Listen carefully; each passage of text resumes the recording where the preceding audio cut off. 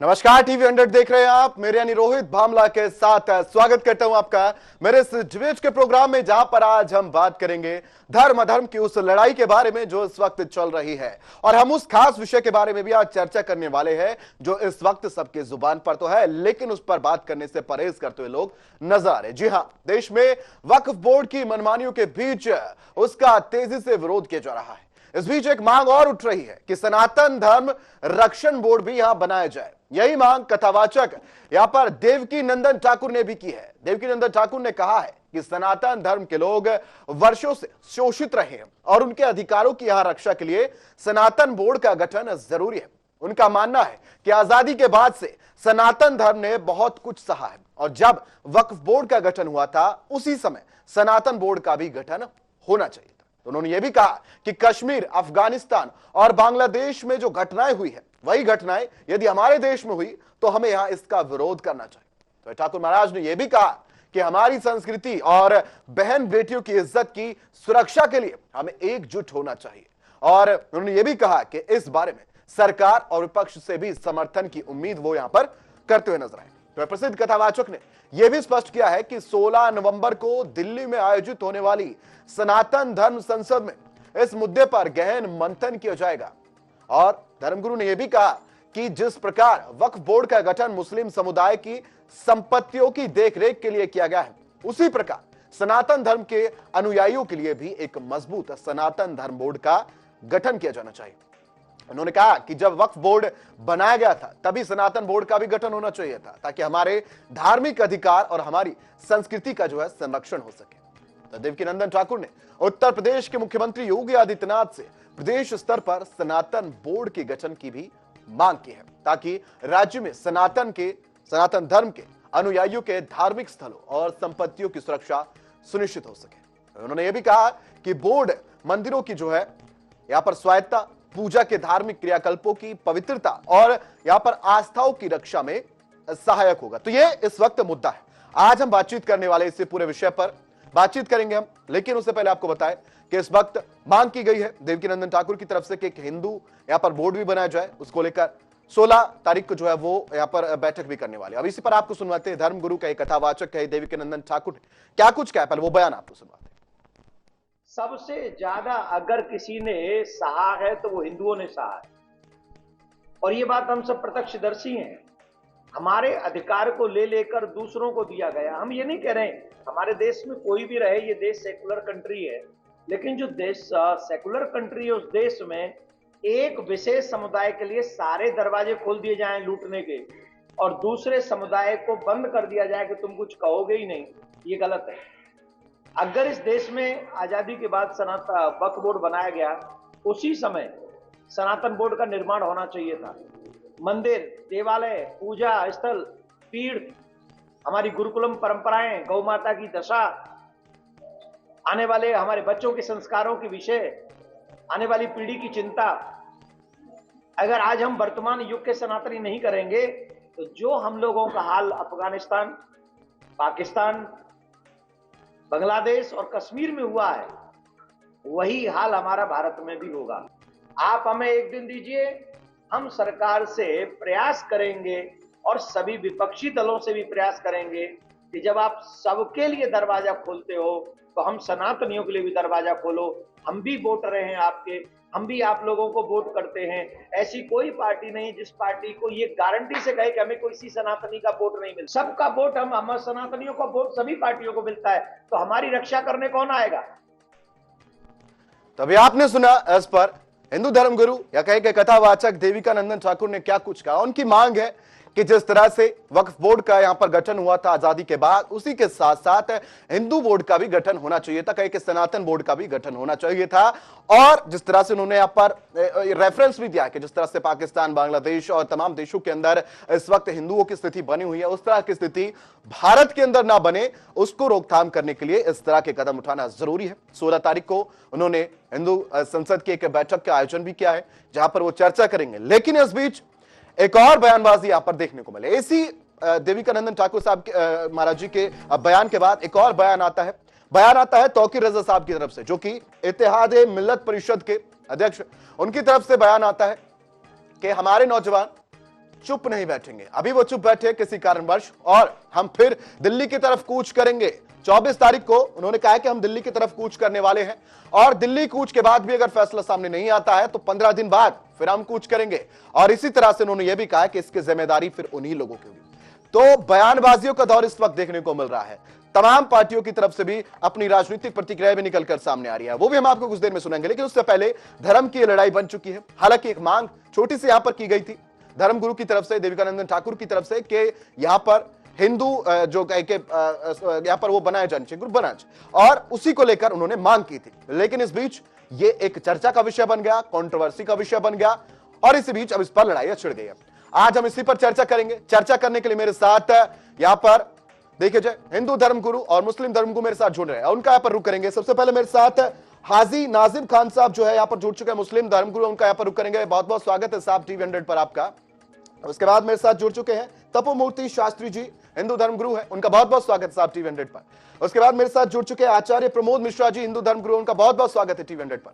चलिए साहब, आज मेरा पैनल मेरे साथ मौजूद है, हम चर्चा करेंगे। लेकिन उससे पहले हम आपको थोड़ा सा, अगर हम प्रीकैप की अगर बात करते हैं, देखिए हिंदू धर्मगुरु के कथावाचक देविकानंदन ठाकुर ने एक मांग की है कि हिंदू बोर्ड की, यहां पर उन्होंने मांग की, जिस तरह से वक्फ बोर्ड है उसी तरह से हिंदू बोर्ड की भी उन्होंने मांग की है। छोटी सी मांग उन्होंने रखी, लेकिन वो कंट्रोवर्सी का विषय बन गई। उस पर बयान आता है तौकीर रजा साहब का, उसके बाद यहां पर बयान आता है इमरान मसूद का, जो कि सांसद है कांग्रेस से। तो ये बयानबाजी का दौर चल गया और इसी पर कंट्रोवर्सी छिड़ गई है। आज इसी पर बात करेंगे। पहला सवाल मैं आपसे लेना चाहूंगा हाजी नाजिम खान साहब, मुस्लिम धर्मगुरु मेरे साथ मेरे पैनल पर, उनसे मैं यहां पर सवाल लूंगा। साहब, हाजी साहब, जिस तरह से सनातन धर्म बोर्ड की मांग की गई है, देखिए पहले से वक्फ बोर्ड है, हमने देखा कि वक्फ बोर्ड तो बहुत पहले से है, इसको लेकर तमाम चीजें होती रहती है, अक्सर इसके अंदर इंप्लीमेंटेशन आती रहती है, पावर्स जो वो दी जाती रहती है। अभी फिलहाल इस पर भी चर्चा चल रही है। लेकिन अब हिंदू यहां पर धर्म का सनातन धर्म बोर्ड के गठन की भी बातचीत चल रही है। आप इस फैसले को, आप इस बातचीत को किस तरह से देखते हैं? आपसे इसकी शुरुआत करेंगे सर। हाँ, देखिए, जिस तरीके से सनातन धर्म के बोर्ड की बात करी गई, यहाँ पर वक्फ बोर्ड की भी बात करी गई, तो मैं ये बता दूं, देखिए भारत के अंदर जो वक्फ बोर्ड बनाया गया, संवैधानिक तरीके से बनाया गया, संविधान के तहत बनाया गया, और ये वही लोकतंत्र मंदिर के अंदर ये वक्फ बोर्ड का कानून बनाया गया, जहाँ से पूरे देश क्या पूरी दुनिया का संचालन होने की उम्मीद होती है। और देखिए, दूसरी बात मैं ये कह दूं कि जिस तरीके से वक्फ बोर्ड के नाम पर एक माहौल बनाया जा रहा है, एक कम्युनिटी को टारगेट किया जा रहा है, ये बिल्कुल गलत है। मैं ये कहता हूँ कि जिस तरीके से वक्फ बोर्ड के नाम पर कहते हैं कि वक्फ बोर्ड के पास जमीनें ज्यादा है, शायद अगर देखा जाए तो अगर आश्रम और मठ का भी सर्वे कराया जाए तो हो सकता है कि वो वक्फ बोर्ड से ज्यादा जमीनें उनके पास हो। लेकिन इसी मुल्क के अंदर जब ये कहा जाए कि देखिए हिंदू बहनों के मंगलसूत्र छीनने की बात होती है, और इसी मुल्क के अंदर जब ये कहा जाए कि देखिए आपकी जमीन ज्यादा बच्चे वालों को दे दी जाएगी, और इसी मुल्क के अंदर जब ये कह दिया जाए कि पैगंबर इस्लाम पर जब अभद्र टिप्पणी करने वाले महंत रामगिरी के बचाव में एक विधायक आ जाते हैं महाराष्ट्र का, वो ये कहते हैं कि अगर किसी ने भी महंत रामगिरी के हाथ लग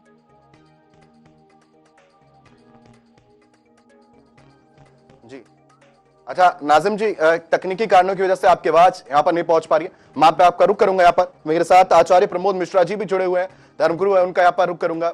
आचार्य जी, क्योंकि अब देविकानंदन ठाकुर जी की तरफ से एक यहां पर कह के पहल शुरू की गई है, वो कहते हैं सनातन धर्म बोर्ड का गठन होना चाहिए। इस सनातन धर्म बोर्ड के गठन की हम बात करेंगे। क्या कुछ पूरा आपको इसकी जानकारी के ये जो धर्म का जो बोर्ड है, सनातन धर्म का बोर्ड है, क्या कुछ करेगा, किस तरह से इसको बनाया जाएगा, क्या कुछ इसका कार्य रहने वाला है, क्या कुछ उसका आपके पास अपडेट है? देखिए, यहाँ समझने वाली बात ये है कि जिस तरह से हम लोग देख रहे हैं, शुरू से देख रहे हैं, जब हमारा बचपना था, जब हम लोग पढ़ लिख रहे थे, या उससे हमारे इससे ऊपर की पीढ़ी, जिन लोगों ने देखा सनातन को जिस तरह से दबाया जाना या उसको मिटाने का प्रयास करना, चाहे वो धर्म नीति से लेकर के हो, चाहे शिक्षा नीति से लेकर के हो, चाहे ये कानून 35 या 35A को लेकर के हो, आप संवैधानिक, वो भी तो संविधान ही है। तो संविधान में ऐसा क्यों किया गया कि नहीं एक विशेष समुदाय ऐसा है, जबकि सनातन संस्कृति शुरू से रही है कि सर्वे भवन्ति सुखिनः सर्वे सन्तु निरामयाः। जब जिसका ये नारा हो, देखिए उसके लिए जब करना होता तो ये किया जाता कि नहीं, आप अपने किसी भी गुरुकुल में, परिवार गुरुकुल नष्ट करने का प्रयास किया गया, नष्ट कर दिया गया, काफी कुछ दोबारा से उत्थान हो रहा है।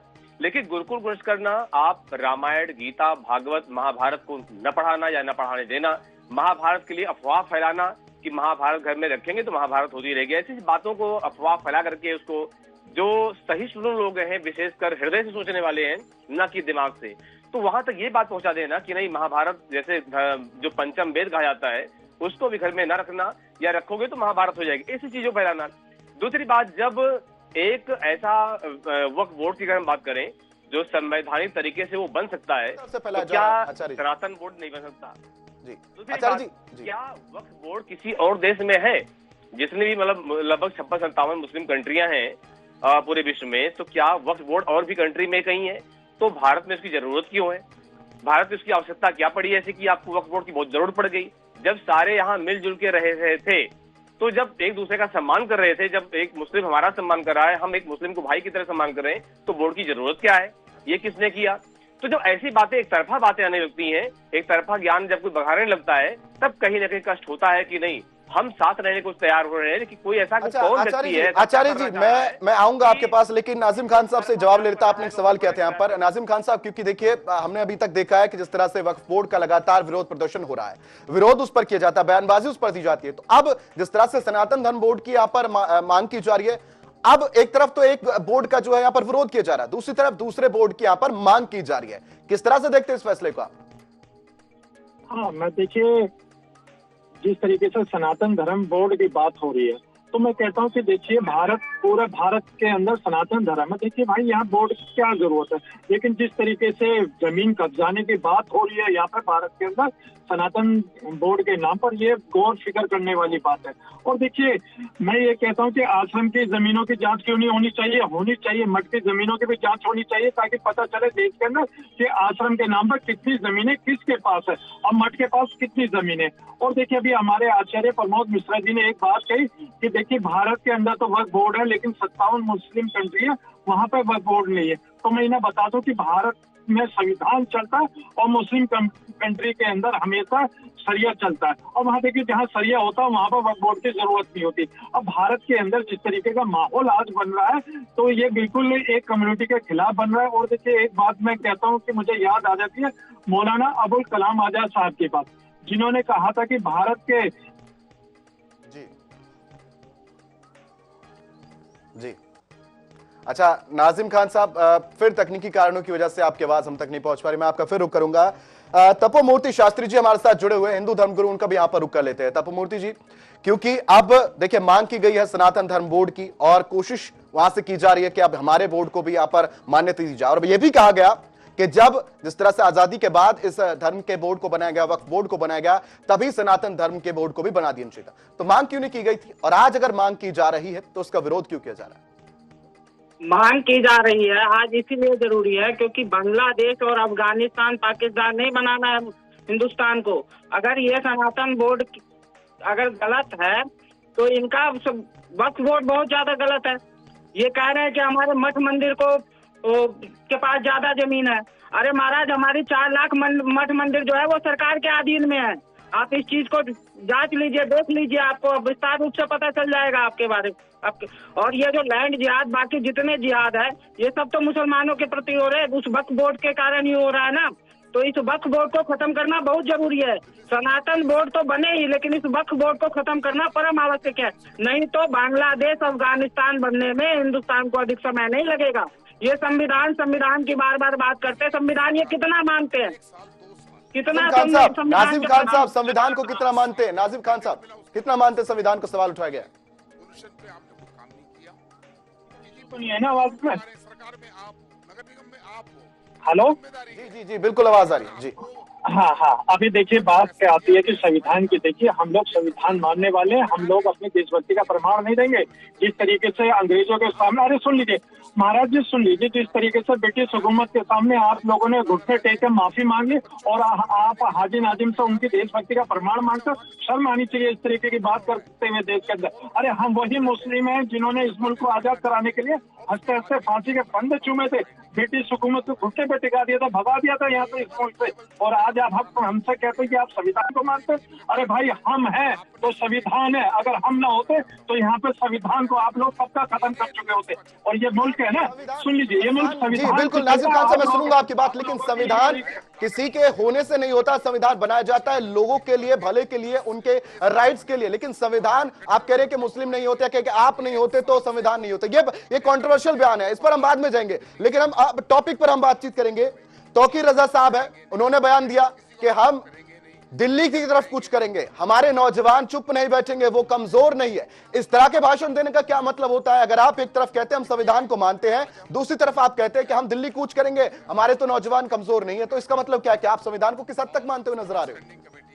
हाँ सुन लीजिए, अभी आपने मौलाना तौकीर रजा साहब के बयान के बारे में कहा, उन्होंने कौन सा गलत कह दिया? उन्होंने संवैधानिक दायरे में रहकर ये कहा कि हम संवैधानिक तरीके से दिल्ली के अंदर अपनी बात रखेंगे और ये बताएंगे कि किस तरीके का माहौल एक कम्युनिटी के खिलाफ बनाया जा रहा। उन्होंने ये तो नहीं कहा कि अगर कोई एक मुस्लिम एक थप्पड़ मारे तो 100 हिंदू आके उसको 100 थप्पड़ मारे। इस तरीके का माहौल तो देश के अंदर नहीं बनाया गया ना। लेकिन बार बार जो अफगानिस्तान पाकिस्तान की बात हो रही है, तो मैं इनको बता दूं, इन्हें अफगानिस्तान और पाकिस्तान से बहुत मोहब्बत है महाराज जी को, तो इन्हें अफगानिस्तान में भेज दीजिए और पाकिस्तान में भेज दीजिए। अरे हमें तो मोहब्बत अपने भारत से है, हम तो भारत में ही जीना है, भारत में ही मरना है। लेकिन इन लोगों को पाकिस्तान की बड़ी चिंता है, पाकिस्तान की बिरयानी बड़ी पसंद है इन लोगों को। अरे हमें तो भारत का साग ही बहुत पसंद है, इसलिए हम कहते हैं कि ये भारत है, इस भारत के अंदर मोहब्बत का माहौल बनाइए। और पाकिस्तान के नाम पर जो ये अपना घर का चूल्हा चलाने की कोशिश कर रहे हैं ना, हिंदू भाइयों के खिलाफ एक जो नफरत का माहौल पैदा करने की कोशिश कर रही है, बंद कर दीजिए। हम ये बार बार इसी बात को कहते हैं, ये मुल्क संविधान से। तपोमूर्ति जी, नाजिम खान की तरफ से कहा गया है कि ये तो पाकिस्तान की बिरयानी को बड़ा पसंद करते हैं, दूसरी तरफ बातचीत करते हैं धर्म की, क्या कहेंगे तपोमूर्ति जी? चलिए प्रमोद मिश्रा जी मैं रुक करूंगा आपका। प्रमोद मिश्रा जी, अभी नाजिम खान साहब ने कहा कि एक तरफ ये धर्म की बात करते हैं, पाकिस्तान की बात करते हैं, दूसरी तरफ ये पाकिस्तान की बिरयानी को पसंद करते हैं। थोड़ा सा कंट्रोवर्शियल है बयान, किस तरह से देखते हैं आप? असल में जितना अभी तक हमने डिबेट पर जितना भी मुस्लिम धर्म के लोगों को देखा, हमने ये देखा है कि ये मुंह से कुछ और होते हैं, दिमाग से कुछ और होते हैं। ज्यादातर दोगलापन देखा अभी तक हमने देखा, और ये सच्चाई होती है। ये हर एक मीडिया जानता है, हर एक भारतवर्षी जानता है, और ये भी जानते हैं अपने आप में कि ये कहते क्या है और करते क्या है। यहाँ बाणी से तो भारत के बने रहते हैं कि हम जी भारत के संविधान में जब कोई बात आती है, कोई विशेष बात आती है, तो भारत के बन जाते हैं, संविधान का बन जाते हैं। लेकिन मानना सरिया ही होता है, मानना अपने कानून को ही होता है, इनको संविधान कोई मतलब कहीं लेना देना नहीं होता। जहाँ कहीं दंगे फसाद बड़े बड़े होते हैं, ज्यादातर कोई त्योहारों में चाहे पत्थरबाजी हो रही हो, चाहे कोई दुर्गा पंडाल पर कुछ हो रहा हो, जब पत्थरबाजियां होती तो भोले बन जाते हैं। इनके नेता कहते थे भोलापन था, नाजुक ज्ञान था, समझे ना? जो आप संविधान और सरिया की बात कर रहे हो भाई, हम तो संविधान को चलने जब ये कोई बात आती है सरिया की बात करते हैं। तपोमूर्ति जी, मैं आपसे सवाल करूंगा, लेकिन अभी सुनेंगे तपोमूर्ति जी, तो कुछ भी करने को मैं ये कहता हूँ कि बार बार ये जो सरिया की बात कर रहे हैं आचार्य जी, आपको सरिया से इतनी मोहब्बत कैसे? आपने पढ़ा है क्या ला इलाहा इल्लल्लाह मोहम्मद रसूलुल्लाह? आपने पढ़ा रखा है क्या? अरे पढ़ा रखा तो फिर उसके मायने भी बता दीजिए। लेकिन आप तो सिर्फ और सिर्फ हिंदू भाइयों के दिल में नफरत का माहौल पैदा करने की कोशिश करते हैं। अरे मैं ये कहता हूँ कि इस गंगा जमनी तहजीब को बचाए रखिए, वरना तो फिर से ब्रिटिश हुकूमत वाले जो माहौल आप बनाने की कोशिश कर रहे हैं, हम लोग बनने नहीं देंगे। क्योंकि ये हिंदू भाई का भी है, मुस्लिम भाई का भी है, सिख भाई का भी है, ईसाई भाई का भी है। और देखिए, अच्छा आचार्य प्रमोद मिश्रा जी, नाजिम खान जी, आचार्य प्रमोद मिश्रा जी, इसी सवाल पर हम बातचीत करेंगे। देखिए अभी हमने देखा बीते दिनों जिस तरह से हिंदू त्योहार गए हैं, हमने देखा पत्थरबाजी हुई, कितने बड़े दंगे यहां पर देखने को मिले हैं, कितनी बड़ी कहीं कि वो घटना बन गई। और ऐसे में एक तरफ संविधान की आप बात कर रहे हैं नाजिम खान साहब, दूसरी तरफ आप कह रहे हैं कि देश के अंदर हम संविधान को मानते हैं, अमल करते हैं, उस चीज को आपने सारी चीज आपने बातचीत की। लेकिन फिर धर्म की बात जब करते हैं, जब बातचीत भाईचारे की होती है, तो फिर हिंदू त्योहार के ऊपर पत्थरबाजी क्यों होती है साहब? कहां से प्लानिंग होती है फिर इसकी? हाँ देखिए, अभी आपने कहा कि हिंदू त्योहार पे जो पत्थरबाजी होती है, मैं ये आपको बता देता हूँ। देखिए इसमें जो होता है एक रूट मैप होता है, जहाँ सरकार एक ड्रोन कैमरे से निगरानी रखती है कि उस एरिया में, सुन लीजिए। प्रमोद मिश्रा जी मैं रुक करूंगा आपका, नाजिम खान साहब को सुन लेते पहले जी। नाजिम साहब। हाँ देखिए, मैं ये कहता हूँ कि जिस रूट से धार्मिक यात्राएं निकलती है, वहाँ का रोड मैप तैयार किया जाता है प्रशासन की तरफ से, ड्रोन कैमरे से वहाँ पर निगरानी रखी जाती है। लेकिन ये कौन सी बात होती है कि जब आप एक धार्मिक यात्रा निकालते हैं, जहाँ मस्जिदों के सामने आती है, आपके अंदर एक ऐसा जुनून आ जाता, आप वहाँ पर डीजे पे ऐसे ऐसे गाने लगाकर वहाँ पर अभद्र भाषा का प्रयोग करते हैं और मस्जिदों पर आप झंडा लहराते हैं।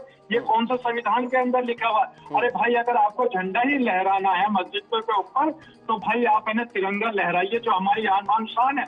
लेकिन आप तो ऐसा झंडा लहरा के वहाँ का माहौल खराब करने की कोशिश करते हैं। नाजिम खान साहब, अच्छा नाजिम खान साहब, एक सवाल मेरा आपसे रहेगा। रोड मैप सरकार बनाती है, कह प्रशासन बनाता है, पुलिस प्रशासन देता है, ये रोड मैप रहेगा और सारी चीजें तरीके से होती है।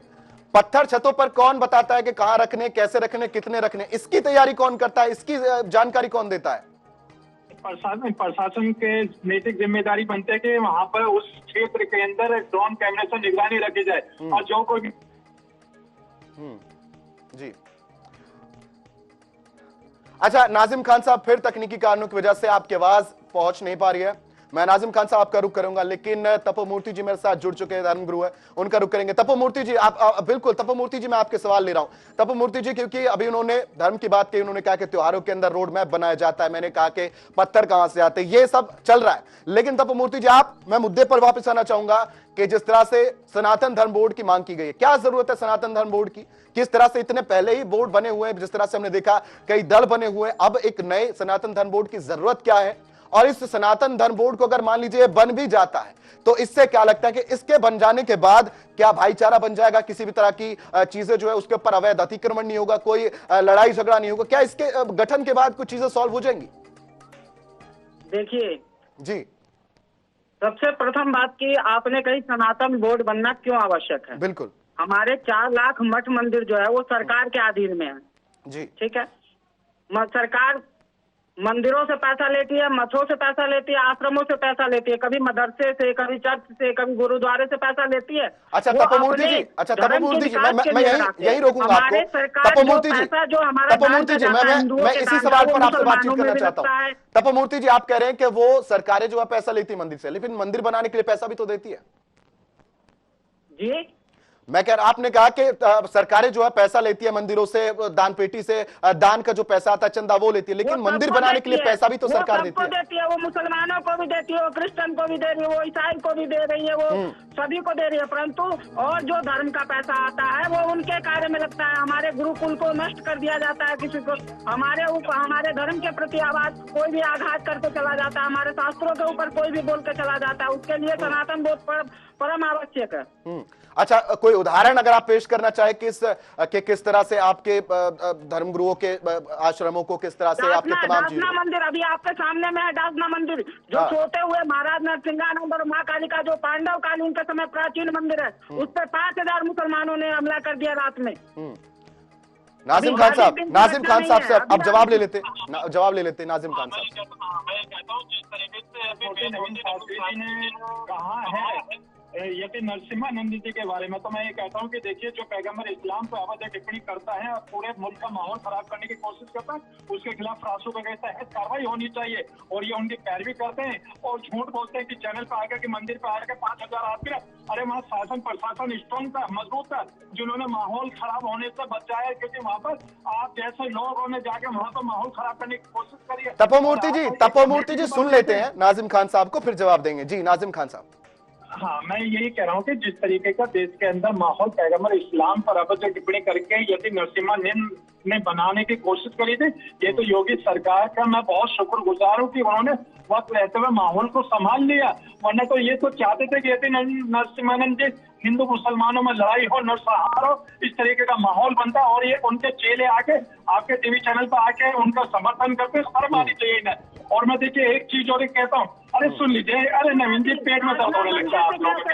अरे आप लोगों के पेट में दर्द इसलिए होने लगता है क्योंकि आप लोग नरसंहार करने वालों का समर्थन करते, आप बलात्कारियों के गले में माला डालने वालों का समर्थन करते, और जो बलात्कारी होते हैं उनकी शान में तिरंगा यात्रा आप लोग निकालते। शर्म आनी चाहिए। आप धार्मिक गुरु होने के बाद इस तरीके का देश के अंदर एक माहौल बनाने की कोशिश, क्या हमारी युवा पीढ़ियों पर असर पड़ेगा कि धार्मिक गुरु होने के बाद देखिए किस तरीके से भड़का रहे हैं बच्चों को।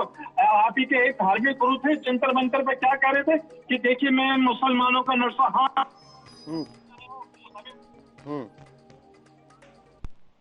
अच्छा नाजिम खान साहब, तकनीकी कारणों की वजह से आवाज फिर चली गई आपकी, लेकिन अभी आपने बयानों की बात की, जंतर मंतर की आपने बात की, धर्म की आपने बात की। अभी जो तौकीर रजा साहब ने बयान दिया है, जिस तरह से उन्होंने कहा है कि हम दिल्ली कूच करेंगे, हमारे नौजवान कमजोर नहीं है, तो ये किस चीज को डराने की कोशिश आप कर रहे हैं? किस तरह का बयान है ये? किसको डराने की कोशिश उनके बयान की तरफ से की जा रही है? और यही बयान इमरान मसूद साहब ने किया, सांसद है कांग्रेस से, उन्होंने भी यही बयान दिया। तो डराने की किसको कोशिश कर रहे हैं वो लोग?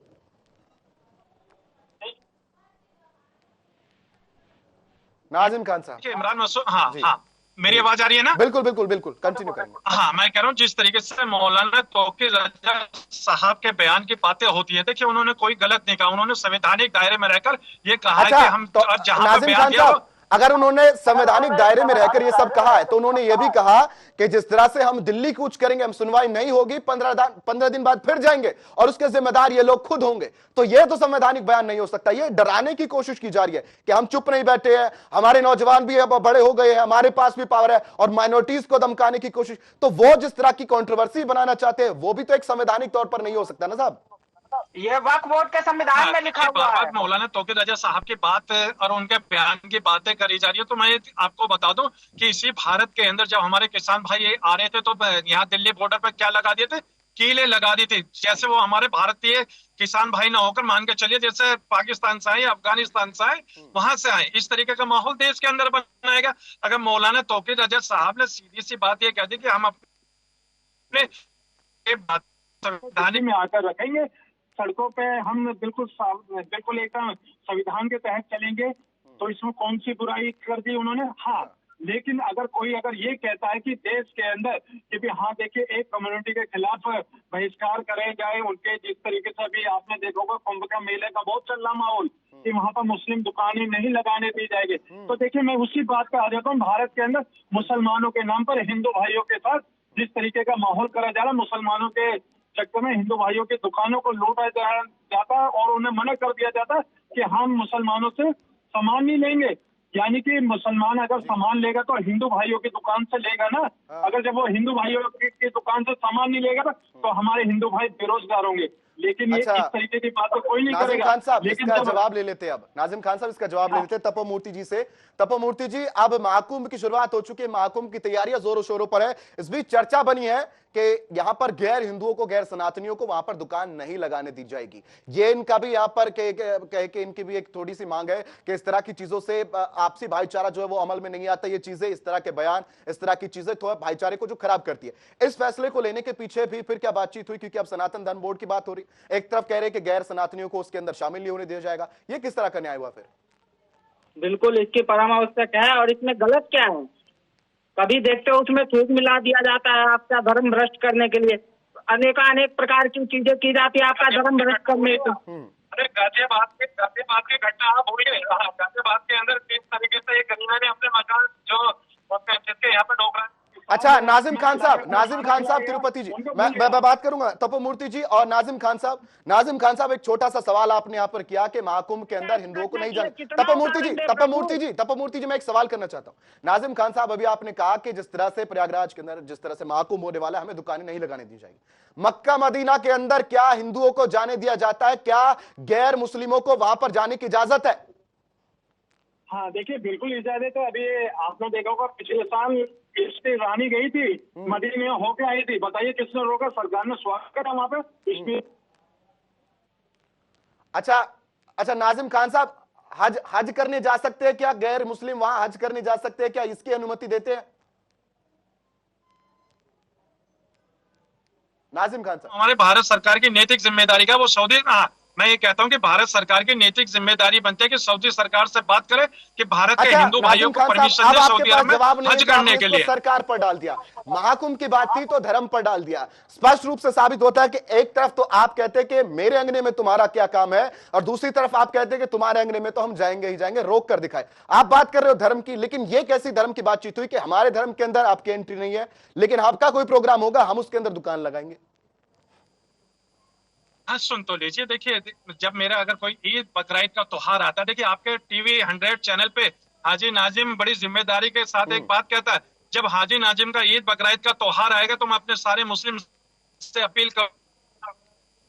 अच्छा, जी जी आराम जी। से सामान ले ताकि अपने हिंदू भाइयों का रोजगार चल सके। वो क्योंकि ये मेरा मजहब है इस्लाम मुझे इसकी परमिशन देता है कि अगर तुम्हारे पास अगर खाना है, तुम्हारा पड़ोसी भूखा है, तो अपने हिस्से का खाना अपने पड़ोसी को दे दो ताकि उसका पेट भर सके। वो इसीलिए मैं आपके टीवी चैनल पर बड़ी जिम्मेदारी के साथ कह रहा हूँ कि अगर मेरा ईद बकरीद का त्योहार होगा तो मैं अपने हिंदू भाइयों की दुकानों से सामान लूंगा ताकि उनके बीवी अच्छा, बच्चे ये पले और तो उनके बच्चे नाजिम खान education साहब प्राप्त आपने कर करें। दी भाईचारे की बात, लेकिन अब एक छोटी सी गुहार मैं आपसे करता हूं। आप टीवी 100 के माध्यम से यहाँ पर मांग उठा रहे हैं और बहुत अच्छा आपने यहाँ पर दोस्ती का हाथ यहाँ पर बढ़ाया, लेकिन नाजिम खान साहब टीवी 100 के ही माध्यम से एक छोटी सी अपील आप सऊदी की सरकार से कर दीजिए वहां पर, कि वहां पर हिंदुओं को जाने दिया जाए, तमाम धर्मों को जाने दिया जाए, और उनसे मांग कीजिए कि वहां पर जुम्मे के नमाज को अदा करने के लिए भी गैर मुस्लिमों को वहां जाने दिया जाए, चाहे उनको भी फुल फ्रीडम होनी चाहिए। टीवी 100 के माध्यम से आप ये यहां पर गुहार लगा दीजिए उस सरकार से।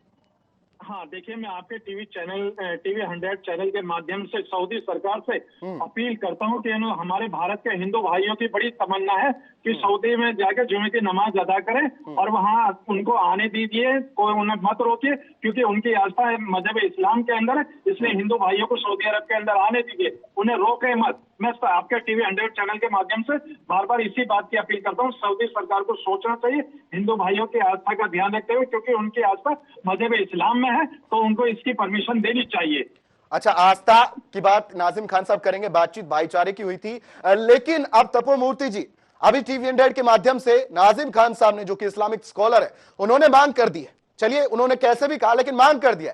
अब तपोमूर्ति जी आप भी मांग कर दीजिए कि प्रयागराज के अंदर जो महाकुंभ होने वाला है उसके अंदर गैर सनातनियों को, हमारे भाइयों को, मुसलमानों को इजाजत दी जानी चाहिए। अगर उनका हिंदू धर्म के अंदर विश्वास है, भरोसा है और भाईचारे में आगे बढ़ना चाहते हैं और हिंदू धर्म की तरफ वो अगर आकर्षित हो रहे तो उनको भी थोड़ी सी जगह दे दी जानी चाहिए। भाईचारे की बात कर रहे हैं, भाईचारे का अर्थ इनके अंदर होता है कि जो मुस्लिम है वही भाई हैं, बाकी सब चारे के हैं। आप जो, ये तो कुंभ की बात है, ये तो सनातन धर्म का सबसे बड़ा पर्व है।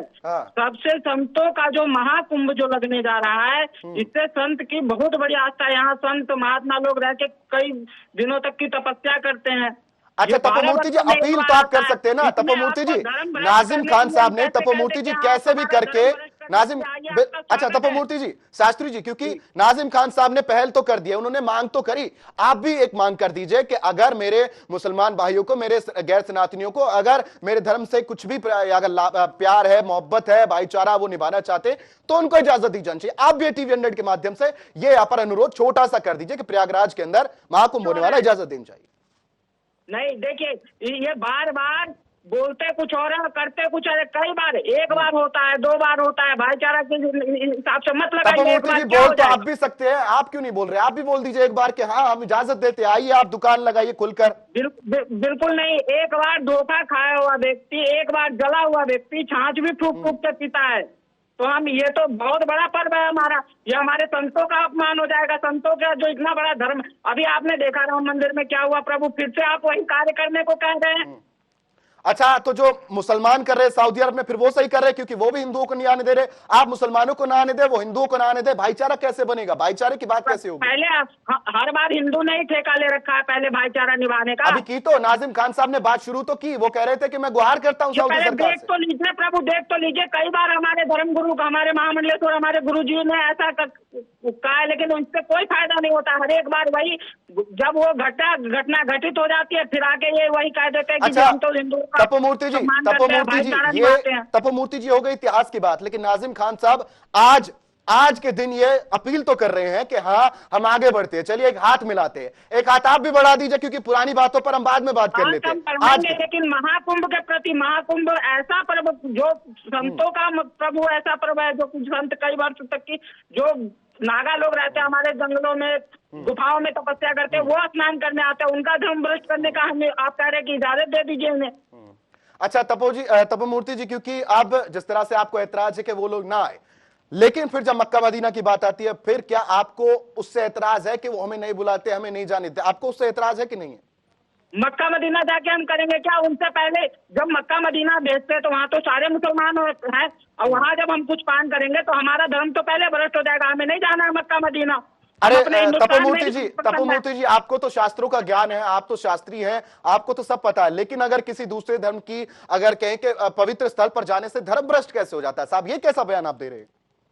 नहीं, किसी के स्थल पे जाना धर्म भ्रष्ट नहीं होता। वहां जाके हम जल खरीदेंगे, जल पिएंगे, वहां जाके कुछ पान करेंगे तो हमारा धर्म भ्रष्ट नहीं होगा। उनकी तो उस बात की तो उन्होंने यहाँ पर आग्रह भी नहीं किया। उन्होंने कहा आप दर्शन करिए, दर्शन करने से थोड़ी ना धर्म भ्रष्ट हो जाता है शास्त्री जी। देखिए, हर एक बार हमने हाथ बढ़ाया है, हर एक बार हमने धोखा खाया है, इसीलिए धोखा नहीं खाना है। और इन्होंने जितना कुरान नहीं पढ़ रखा उतना मैंने पढ़ रखा है। सल्लल्लाहु अलैहि मोहम्मद या नूर अल्लाह सल्लल्लाहु अलैहि या नूर अल्लाह। जो आपको आपके धर्म को नहीं मानता उसके साथ आप जितना गलत काम कीजिए, नीच का काम कीजिए, आपको अल्लाह जन्नत प्रदान करेगा। अच्छा, तपोमूर्ति जी, आप कह रहे हैं कि बिल्कुल आप कह रहे हैं दूध का फूका हुआ छाछ भी फूक फूक मारकर पीता, ये आप कहना चाहते हैं। लेकिन हम इस चर्चा को आगे बढ़ाएंगे। अब्दुल सलाम खान इस्लामिक धर्मगुरु हमारे साथ जुड़ चुके हैं, उनको भी यहाँ पर रुकना चाहूंगा। बहुत बहुत स्वागत है साहब टीवी 100 पर आपका। साहब, बात हो रही है आज, अब हमने देखा कि जिस तरह से मुस्लिम संगठन की तरफ से देखा जाए वक्फ बोर्ड है उनके पास, अब सनातन धर्म बोर्ड की भी मांग उठी है। इस मांग को आप किस तरह से देखते हैं? और अब क्योंकि इस पर कंट्रोवर्सी भी हो रही है, उस पर हम बातचीत करेंगे, लेकिन इस मांग को आप कैसे देखते हैं कि आपके पास वक्फ बोर्ड है, उनको सनातन बोर्ड की मांग यहाँ पर उनकी तरफ से की जा रही है, क्या आप उस फैसले का यहाँ पर समर्थन करते हैं कि नहीं? अब्दुल सलाम खान साहब जी, मेरी आवाज आप तक पहुंच रही है अब्दुल सलाम साहब? जी जी जी जी, कंटिन्यू करेंगे साहब जी। अच्छा अब्दुल सलाम साहब, क्योंकि हमने देखा कि अभी आपके पास वक्फ बोर्ड है और लंबे अरसे से है और उसमें इंप्लीमेंट भी समय के साथ होते रहते हैं। सनातन धर्म बोर्ड की मांग की गई है आपके भाइयों की तरफ से, हिंदू संगठन की तरफ से, हिंदू कम्युनिटी की तरफ से। क्या आप इस फैसले का यहां पर समर्थन करते हैं, हाँ कि ना? और क्यों? अगर हाँ तो किस तरह से, और अगर ना तो किस तरह से? ये वक्फ बोर्ड जो है ये खाली मुसलमानों की चीज है जी, इसके मेंबरान भी और फैसले भी मुसलमानों के होने चाहिए जी, और हिंदुओं को भी वक्फ बोर्ड की तरह अगर कोई अपनी प्रॉपर्टी के तहफ्फुज़ के लिए कोई चीज कमेटी बनानी है तो वो बनाए। और हुकूमत को चाहिए कि हिंदू और मुसलमान के दोनों के औकाफ की प्रॉपर्टी की हिफाजत करे। हाँ, तो फिर अब्दुल सलाम खान साहब, फिर आपके ही यहाँ पर तौकीर रजा साहब जो कि इत्तेहाद मिल्लत परिषद के यहाँ पर माध्यम से बयान देते हैं कि हमारे लोग जो है नौजवान को रोका नहीं जा सकता, हमने अभी उनको रोक रखा है, कुछ समय का वक्त दीजिए, हम दिल्ली कूच करेंगे और इसका हम विरोध करते हैं। फिर वो ऐसा बयान क्यों देते साहब? कैसा बयान? तौकीर रजा खान साहब कहते हैं कि हमने अपने नौजवानों को रोक रखा है और हम दिल्ली कूच करेंगे और दिल्ली कूच करने के बाद फिर 15 दिन बाद जाएंगे और इसकी जिम्मेदारी आप लेते अगर इस तरह का फैसला आप लेते। ये उन्होंने बयान दिया है साहब। हुकूमत अगर वक्फ बोर्ड की और औकाफ के प्रॉपर्टी की जैसी होनी चाहिए वैसी हिफाजत अगर नहीं करती है तो तौकीर रजा साहब क्या, बल्कि मुसलमान जो है कूच करेगा दिल्ली की तरफ और अपने हुकूक के तहफ़्फ़ुज़ के लिए। आपके पास तो वक्फ बोर्ड है, मांग अच्छा बिल्कुल अब्दुल साहब, आपके पास तो वक्फ बोर्ड है, मांग तो हिंदू संगठन की तरफ से की गई है, सनातन धर्म बोर्ड की, आपकी तो बात भी नहीं है, सिर्फ उसका विरोध वो करे, तो आप उनका विरोध कर रहे हैं उनका? नहीं, हम किसी का विरोध तो फिर तौकीर रजा साहब के बयान को किस तरह से जस्टिफाई कर सकते हैं आप? तौकीर रजा साहब का बयान हुआ, उनका अपना बयान है। हाँ। हमारा बयान हमारा अपना बयान है। मुस्लिम स्कॉलर भी तो है, वो हिंदू कह के मुस्लिम धर्मगुरु भी तो है, फिर उनके बयान से किस तरह से अलग हो सकते हैं? मुस्लिम धर्मगुरु है, उनका सम्मान है, उनका आदर है, उनकी इज्जत है, लेकिन सोच तो हर एक की अलग होती है। अच्छा, आप मतलब आप एग्री नहीं करते उनके बयान से? नहीं। अच्छा, ये बढ़िया अपील आपने किया। चलिए, नाजिम खान साहब भी मेरे साथ जुड़े हुए। नाजिम खान साहब, क्योंकि लंबे अर्जे से आप जुड़े हुए मेरे साथ, लेकिन नाजिम खान साहब क्योंकि अब भाईचारे की बात हो रही थी, उन्होंने कहा कि नहीं होगा, प्रयागराज के अंदर ये सब संभव नहीं होगा। लेकिन नाजिम खान साहब, अब अगर वक्फ बोर्ड है और सनातन धर्म बोर्ड भी बनता है तो क्या लगता है कि एक बैलेंस बन जाएगा सनातन धर्म बोर्ड के बनने के बाद? क्या आपसी भाईचारा बढ़ सकता है? क्या फिर चीजें ठीक हो सकती है? सनातन धर्म बोर्ड की जो मांग उठी है, क्या इससे भाईचारा बढ़ेगा? हाँ, देखिए, अभी मैं आपका वक्फ बोर्ड पे सनातन बोर्ड के से पहले एक जवाब आपको दे दूं कि जिस तरीके से कुंभ के मेले की बात करी गई है, तो मैं बता दूं कि देखिए हमारे यहाँ पर दो धार्मिक गुरु बैठे हैं, इनके नॉलेज में मैं डालता हूँ कि वहाँ जितने भी पंडाल लग रहे हैं वो सारे मुस्लिम लगा रहे हैं, इलेक्ट्रिशियन वहाँ पर मुस्लिम है और जो पंडालों के लकड़ी वगैरह सब लगा रहे हैं वो सारे मुस्लिम है। तो बताइए ये कौन से मुसलमानों का बहिष्कार कर रहे हैं, कौन से दुकानों की मुसलमानों की दुकान लगाने से मना कर रहे हैं? ये सिर्फ टीवी चैनल पे आके हिंदू भाइयों को बहलाते हैं और बगलाते हैं, लेकिन बाद में क्या है, उन्हीं मुस्लिम भाइयों के साथ बिरयानी खाने पाकिस्तान पहुंच जाते हैं। ये सोच है बिरयानी, इनकी। नाजिम खान साहब, बिरयानी का मुद्दा बड़ा उठाया आपने, बिरयानी से शायद कुछ आप रेफरेंस देना चाहते हैं, लेकिन तपोमूर्ति जी, उनका कहना है नाजिम खान साहब का कि आप ही के पंडालों के बाहर जो लोग हैं, आईटी के जो लोग हैं, कहे कि वो जो लक्कड़ का काम करे वो मुसलमान है, फिर उनको भी मत रखिए, फिर कहिए कि हिंदू जाए और काम करे, मुसलमानों की हमें जरूरत नहीं है, बाहर भी मत रखिए उनको। ये उन्होंने कहा, क्या किसका तरह से जस्टिफाई करेंगे तपोमूर्ति जी? मुसलमानों पे कि ना जाए वहां पर, ना करे हिंदुओं का काम। हाँ, ले आप भी अगर ये अपील आप कर दे तपोमूर्ति जी, आप कह अभी दीजिए। अभी आपने कहा कि ये चीज बुलवा दीजिए, हमारे सनातन बोर्ड जो बन रहा है उसका ये आगे बढ़ के उसका समर्थन करे, हम भी कह देंगे। अच्छा, नाजिम खान साहब कह देंगे, वो भी आप समर्थन करें। मैं कह रहा हूँ जो बोर्ड की बात कर रहे हैं भाई, पहले ये बता दीजिए आश्रम और मठ के पास कितनी जमीनें हैं, ताकि पता तो चले भारत सरकार को और पूरे भारत के वासियों को कि आप लोगों ने किस तरीके से जमीनों को कब्जा कर रखा, बता दीजिए ना। और के पैसे से आप लोगों का मस्जिद चल रहा है। नाजिम खान साहब, होती हैं वक्फ बोर्ड के पास कितनी संपत्ति है साहब? नाजिम खान देखिए साहब, जो मैं कह रहा हूँ कि वक्फ बोर्ड के पास जितनी जमीन है, यानी कि भारत के तीसरे हिस्से की सबसे ज्यादा जमीन वक्फ बोर्ड के पास बताई जाती है। लेकिन मैं ये कहता हूँ कि अगर आश्रम और मठ की जमीनों को भी अगर गिन लिया जाए तो हो सकता है कि तीसरे नंबर पे आश्रम और मठ की जमीन आ जाए, चौथे पांचवें पे नंबर वक्फ बोर्ड की जमीन। वो कैसे कह सकते हैं आप नाजिम खान साहब, वो कैसे कह सकते हैं आप? आपको किस तरह से शक होता है इन चीजों पर? आपको क्या डाटा मिला है? हाँ, मैं बताता हूँ आपको। आप जहां मर्जी चले जाइए, किसी के खेत पे जाकर मंदिर खड़ा हो जाता है और वहाँ पर बोर्ड लग जाता है कि यहाँ पर ये आश्रम की जमीन है। तो मैं ये कहता हूँ कि अभी एक केस आया था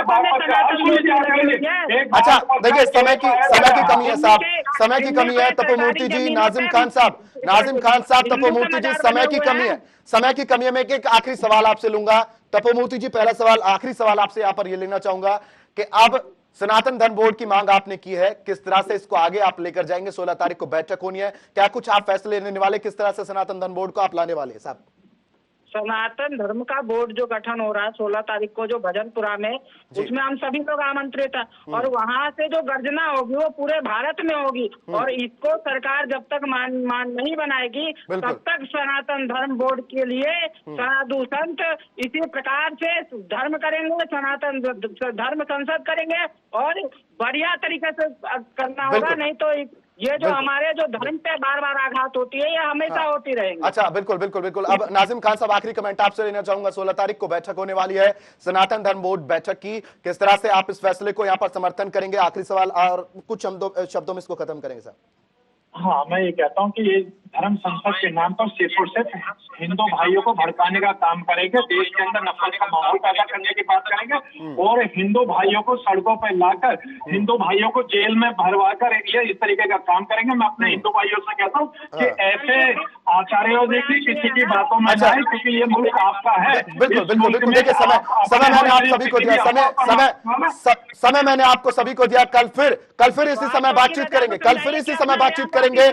तपोमूर्ति जी, कल फिर इसी समय बातचीत करेंगे। नाजिम खान साहब, कल फिर बातचीत करेंगे, कल इसी पर बड़ी बहस करेंगे। आप दोनों मेरे साथ जुड़िएगा, इसी पर बहस करेंगे। फिलहाल आज के लिए मेरे साथ जुड़ने के लिए आपका बहुत बहुत शुक्रिया। लेकिन अब बैठक होने वाली है, फैसला सबके सामने होगा। नाजिम खान साहब मेरे साथ फिर जुड़ेंगे और तपोमूर्ति शास्त्री जी मेरे साथ फिर जुड़ेंगे। कल बात करेंगे इसी मुद्दे पर, लेकिन अब आप बने। और हाँ, कल बात यह भी करेंगे कि क्या महाकुंभ के अंदर मुसलमानों को एंट्री दी जानी चाहिए, गैर सनातनियों को एंट्री दी जानी चाहिए या नहीं, फिर देखेंगे। और आप देखते ही, तब तक सबसे बड़ी बहस टीवी 100 के साथ, मेरे यानी रोहित बामला के साथ। बने रहिए टीवी 100 के साथ।